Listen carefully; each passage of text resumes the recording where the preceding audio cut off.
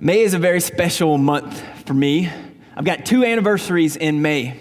The first anniversary is the one that every husband should know, your wedding anniversary. Hopefully you guys know those, yeah? Mine was last week on May the 15th, and I like to consider myself still pretty young. My wife got all dressed up. We were ready for a night out on the town, going to go downtown New Albany, hit up a new spot.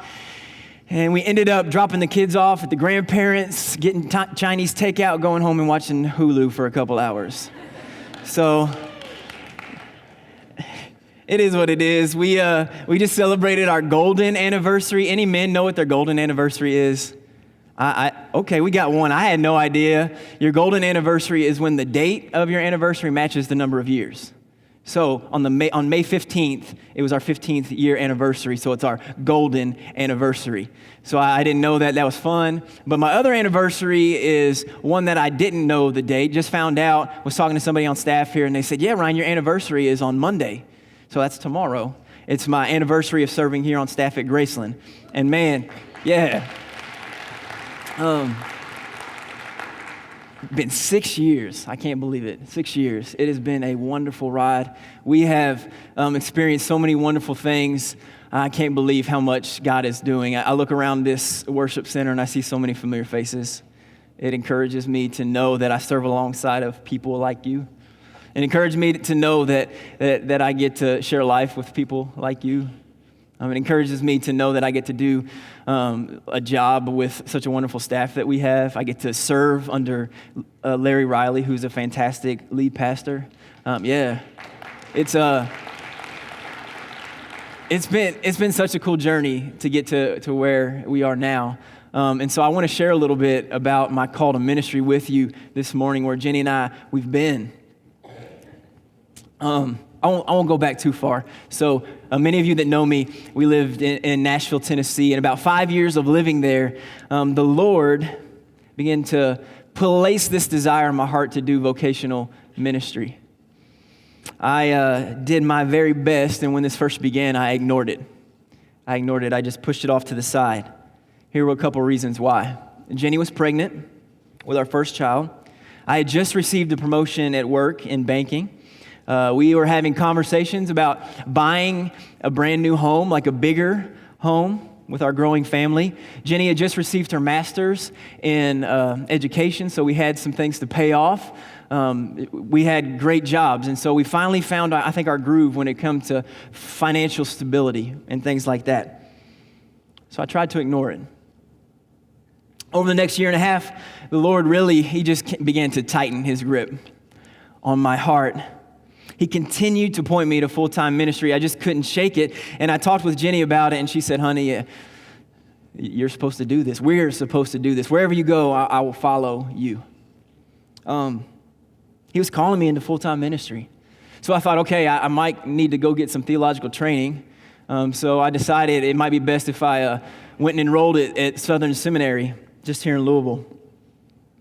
I consulted my lead pastor in Nashville. He gave me great words of affirmation. I talked to some mentors there. I also talked to some of my friends, my peers, and they all said, Ryan, I think God is equipping you to do this. We were at a huge crossroads in our lives. A big decision was to be made. At this time, my daughter was about 5 or 6 months old. So I had this question to answer. Were we willing to let go of the comfortable lives that we had in Nashville to step out in faith? Have you ever stepped out in faith? Are you like us, maybe right now, this very morning, at a crossroads in your life? Maybe for you, you've stepped out in faith just by being here. You had somebody who was graduating, so you came to see them. Not been in church before, or maybe it's been a long time. Maybe for you, you have an opportunity to step out in faith right now. You know who I'm talking about. You feel it in your heart right now. You're like, oh gosh, he's talking to me. What's that look like in your life? Maybe it's a relationship that you've built up. You're finally getting close to someone, and now something's happened in that person's life, and you're ready to say something about Jesus to them. But you don't know what that might do. Maybe it would damage your relationship. Maybe you're one of our graduates here this morning. Many of them are on a brink of a big transition in their life. Many are stepping out of the home for the first time, leaving home, going away to college. Many of them, though, are staying in college right here, kind of getting a bit more freedom. Some of them are going into full-time work, and this is really a crossroads for them. What am I going to do next? Maybe for you, you've never stepped out in faith, but you sit here this morning, and you've got that stirring on your heart. And maybe, just maybe, this morning is that opportunity where it brings clarity to your mind that you're going to put your yes on the table for the first time. Whatever the case may be, wherever you are in this room, stepping out in faith is super scary. It's really scary. It's hard. Most people go through this life keeping in step with the rhythm of the world. But God calls his children to step out in faith for the redeeming of the world. If you have your Bibles with you, open them up with me to Hebrews chapter 11. Hebrews chapter 11, we turn our attention to a man named Abraham. He is a man of faith. We get to look at how the author of Hebrews points us back to Abraham as a man of faith. I absolutely love this series. While you're flipping there, let me tell you a little bit more about this series, maybe if you're new or if you've not been with us for the past couple of weeks. It's called Standing on the Shoulders of Giants. Sir Isaac Newton back in 1675 said, "If I have seen further, it is by standing on the shoulders of giants." What he meant by that is all the innovations, all the great things that have done, he stands on their shoulders. Now he can do so much more. Well, the same thing is true for us. We stand on the shoulders of giants for those of faith. We're reading about them week to week as we look through this series through Hebrews 11. But let me tell you this too. I know a lot of you, you're giants of the faith. These graduates, they stand on your shoulders. So this morning, as we kind of check in and see what Abraham did, I pray that you would help to recognize just what God might be calling you, how God might be calling you to step out in faith. So with that, let's read together chapter 11 of Hebrews, beginning in verse 8. It says this, "By faith, Abraham obeyed when he was called to go out to a place that he was to receive as an inheritance, and he went out not knowing where he was going. By faith, he went to live in the land of promise as in a foreign land, living in tents with Isaac and Jacob, heirs with him of the same promise." Verse 10, "For he was looking forward to the city that has foundations, whose designer and builder is God."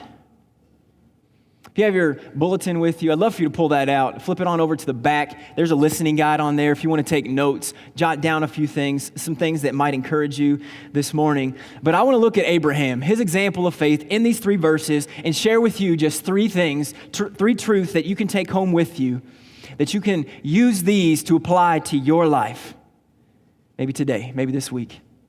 With that, the first one is this: stepping out in faith changes your place. Stepping out in faith, it changes your place. Look back with me at verse 8. It tells us how Abraham was called by God to go out to a place that he did not know where he was going. But Abraham went, he obeyed. Now we know that the author of Hebrews, he's looking back to Genesis chapter 12. You don't have to flip back there, but I want to share with you a couple of verses that we see from Genesis 12 and give you a bit of context for where we are. Abraham, it's estimated that he was born around 2165 BC, and he lived till around 1990 BC. And when he's living, this is about 2,000 years after the creation of the world. God calls Abraham to go, and we read in verse 1 of chapter 12 this: "Now the Lord said to Abram," and Abram was his name. Later on, his name would be changed to Abraham by God. "Now the Lord said to Abram, go from your country," think about this in your mind, think what he's leaving. "Go from your country and your kindred and your father's house to the land that I will show you." So future, I'm going to show you after you go. So we see Abraham, he physically steps out in faith, leaves his homeland, goes to a land that we'll find out is called Canaan, a land that he's completely unfamiliar with. Abraham obeyed. He stepped out in faith. This caused him to change his place. Now, as you're hearing me say this, some of you are like, okay, Ryan, I get that. Does that mean that I need to physically change my place in order to step out in faith? And the answer to that question is no. You don't need to physically change your place. But what you do need to do is to change where you are metaphorically. So for you, changing your place means obediently taking a step from where you are towards where you need to go. Leaving where you were. This entire chapter, chapter 11, especially these 3 verses, shows us something really important, that obedience flows from faith. Obedience flows from faith. Abraham was called, he left, he obeyed. You've probably heard me say this if you've heard me preach before. I like to say it a lot. I'll probably say it again in this sermon, who knows. But God doesn't want us to just realize what he's calling us to do. He wants us to respond to what he's calling us to do. That's what Abraham did here. Using the analogy of a tree, think about it like this. Faith is the root and obedience is the fruit. So for those of you that need to change your place metaphorically, what does that look like for you? For some of you, that means you need to take a step and change your eternal destination. Take a step over the threshold of faith, enter into a relationship with Jesus Christ. Go from death to life. Go from unbelief to belief. Go from an eternal destination of hell to an eternal destination of heaven. For some of you, that's your first step of faith this morning. Maybe for you, though, maybe you're like some of these high school graduates that we saw graduate. You just need to change kind of your surrounding. You need to get away from where you are. It's widely known that many students, when they graduate high school, they go off to college, they walk away from the church. I hate that, but a big part of that is they get connected to worldly influence. Their circle of friends point them to the world. And maybe for you, you just need to get a new circle of friends. You need to step out of that and find people that are going to point you to Jesus. They're going to walk alongside of you to Jesus. If you are a high school graduate, I would encourage you, if you're going away, to find a place to connect right away. Find a church. Connect to that church. Find a community to be a part of there. If you're staying here in this area, find a community. We've got that community. We've got groups in the mornings for our college-age people. We've got groups in the evenings. If you need to know more about that, I'd love to talk with you after the service. But it's so important that you step away from those things. But maybe for you, you just simply need to change your priorities. Do a quick inventory. Think about in your mind. What is the top priorities in your life? For many of us, financial security. For many of us, comfortability. For many of us, sports for our kids. For many of us, work. This is a really big one. The list goes on and on. What's that look like for you? Maybe you need to step out in faith and changing your priorities. But maybe for you, you're 75 years old in this place. I would encourage you, you're the same age as Abram. Same age as Abraham when he stepped out in faith. How might God be asking you to step out in faith? But maybe for you, stepping out in faith is actually leaving your physical location and going somewhere else, just like Abram.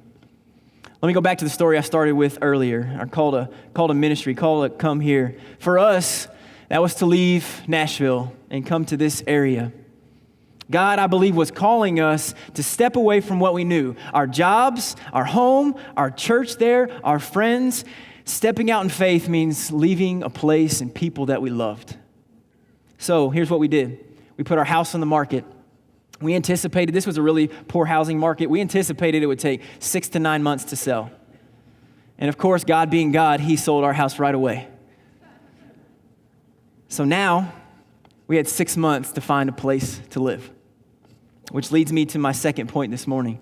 Stepping out in faith changes your patience. Stepping out in faith changes not only your place, either physically or metaphorically, but it also changes your patience. Let's jump back into the text. We find out in verse 5, Abraham goes out. He doesn't know where he's going. But verse 9 says this, by faith, he went to live in the land of promise as in a foreign land. Listen to this, living in tents with Isaac and Jacob, heirs with him of the same promise. You could say that Abraham was a sojourner. To sojourn means this, to stay somewhere temporarily. To stay somewhere temporarily. We see this word used time and time again in reference to Abraham. If we look at the Old Testament, in the book of Genesis, we see this where it talks about Abraham sojourning. Chapter 17, verse 8. Then in chapter 20, verse 1, he sojourns in Gerar. In chapter 21 and verse 34, he sojourns in the land of the Philistines. Have you ever had to stay somewhere temporarily, knowing it was going to be temporary, but not knowing when it was going to end? Have you ever been in a stage of life temporarily, not wanting to be there, not knowing when it's going to end? If this is you, if you've experienced this, then you've probably had two reactions to that. One, most of us, we get crazy. We get crazy. We get stir crazy. We're in this limbo. We don't know what to do. But hopefully you go from there to receiving and being taught this word that none of us like, patience. Have you been there? Back to our story. So we put our house on the market. Terrible market. Sells right away. Thanks God. It's December at this time. We're not going to move until June. Okay, my wife, she's going to finish out the year. Everything's going to wrap up. I'm going to enroll, start in seminary in the fall. And in that, our house was a 3-bedroom house with 2 bathrooms. It had a 2-car garage and a fence for our dog. I loved that house. It was fantastic. We move into, by God's grace, He worked out so many things. We ended up moving into an apartment. Anybody ever moved from a house to an apartment? Not the most fun thing. But we moved into an apartment that was 2-bedroom, 1 bath, no fence, no garage, none of those things. The only thing we kept was the dog. So wasn't the best of circumstances. And to top it all off, we lived on the 3rd floor of this apartment building now, with no elevator, of course. Now I recognize that our situation, this sojourn in our life, this temporary not knowing really what's happening, it pales in comparison to Abraham's. If we look at Abraham's, he lived in tents. No timetable for when he might take possession of the land of Canaan. But he was called and he obeyed. And listen to this. He held on to the promise that God had given him back in Genesis chapter 12. And that, my friends, builds our patience. When we have faith and we hold on to God's promises, we build patience in our lives. In the midst of our leap of faith, the waiting period was hard. But looking back now, God taught us so much in that sojourn in our lives. He taught us patience. When you hold fast to the promises of the Lord, you receive patience from the Lord. So what are you sojourning right now? What sojourn are you experiencing in your life? How do you feel like you're in limbo? Many of us have been through this. What does it look like? For our graduates, they're about ready to experience, many of them, a sojourn called college. It's tough. I remember my college age years. I remember getting there and feeling like, I don't know what I'm doing. I'm taking all these classes. They're hard. It's a brand new environment. I just want to graduate. I don't really like these classes. I just want to have my degree. I just want to work. I would encourage you, if you're in these moments, know that God wastes nothing, that He has you exactly where He's got you for a time. Maybe it's to build, maybe it's to learn, maybe it's to grow. For some of you, you're experiencing a sojourn when it comes to work. You're asking, you're pleading God. You're like, I don't want to be here where I am working. God, show me my next assignment. Get me there. Can I have it now? Again, God wastes nothing. He wastes nothing. He's using this to mold you, to shape you, to show you. Receive this gift of patience in your time of sojourn. But for some of you, and this is so difficult, for some of you, you feel like you have been on a sojourn your entire life. You haven't set roots in anything. Spiritually, you're on this sojourn. Well, let me encourage you with this. We're all, as followers of Christ, sojourners in this world. Which it leads me to my third and final truth this morning. Stepping out in faith changes your perspective. So we see that stepping out in faith, it changes your place, maybe physically, maybe metaphorically. Stepping out in faith, it changes your patience. It gives you great patience, but stepping out in faith, it changes everything. Changes your perspective. Let's look back at our text. Go back to verse 10. It says, for he was looking forward to the city that has foundations, whose designer and builder is God. We'll find out that Abraham, he wasn't really looking for the land of Canaan. He was looking to something so much better. an eternal life with God. This earthly life, friends, is temporary, but the life that comes after, it's eternal. Abraham understood this. Stepping out in faith, it tells us, was an act of obedience to receive an inheritance, not one of the land of Canaan, but rather one of citizenship with God. I hope you understand this. You see, the land of Canaan, it serves as a typology that points to something so much greater. Points to something so much greater. And when we recognize that we're sojourners, that we're just aliens passing through this world, it will change our perspective on everything and how we live in this world. For graduates, it changes our perspective during these college years. You're moving into college, it changes your perspective to think about how you can just be poured into, how you can just learn, to thinking about how you can pour yourself out to others and those around you. For parents, it changes our perspective from raising our kids to just keeping them safe, but to raising our kids to be change agents for the gospel right here and when they grow up. For grandparents, stepping out in faith changes our perspective from just enjoying the fruits of our labors. We spent a life, so now we can enjoy these fruits. To recognizing that we need to continue to plant seeds, we need to continue to sow seeds for the generations coming after us and for our peers and those people around us. For singles who desire to be married, for you, it is changing your perspective from just looking for a spouse that can fill a role to looking for a partner that you can link arms with to do gospel ministry with. Changes everything. Do you see the difference? Stepping out in faith, it changes our perspective on everything that God has given us. When Jenny and I stepped out in faith, when we made that first step of a big step of faith for us, it changed everything. It changed the entire trajectory of our lives. We gave up the comfort. We gave up the stuff that we had. We gave up our friends, our church, and God moved in so many ways. As I was preparing for this sermon, I had to go back and forth and decide if I wanted to share this analogy and share my call to ministry, because I was afraid that if I said this, that people would be like, oh, look at you, Ryan, you did such a great thing. And I don't want that at all. I found out through this that every time I share about it, people are like, praise God. It points people to God. Every time you take a step of faith, it points people to Jesus Christ. It points people to Jesus. And so that's why I share this. That's why I look back and see that first step to say, okay, I'm going to go to full-time ministry. Lord, what does that look like now? Well, you should go to get some theological training. Okay. What now? You should go check out Graceland. Okay. I'm going to go do that. Now I'm going to throw you into student ministry. Oh gosh, that was kind of a crazy step. Now I'm going to throw you in and become the ministry's pastor here. I didn't know the next step, but once I took a step, God began to show me the next step, and that's how it is for all of us. To finish up this morning, I just want to ask you these all-important questions. How is God calling you to step out in faith? How could you step out in faith this week? Maybe it's the first step. Maybe it's the 100th step. But how's God calling you to step out in faith? Friends, while the gospel comforts, we are disciples of Jesus Christ. We as disciples of Jesus Christ are not called to live a life of comfort. We're called to live a life of faith. And that can get messy and uncomfortable sometimes. But hear me this morning. I don't say that, and I don't say any of this to guilt you or to make you feel bad about where you might be. I say this because I want to point people to my Jesus, to our Jesus, and how much better he is. Move into that. Walk towards Jesus. Take the first step, the next step, whatever step, the 10th step towards Jesus. Because, friends, I can promise you this. Stepping out in faith moves you closer to Jesus, moves you closer to looking like Jesus. Stepping out in faith moves you closer to the city whose designer and builder is God. Stepping out in faith takes you closer and closer to your place of inheritance.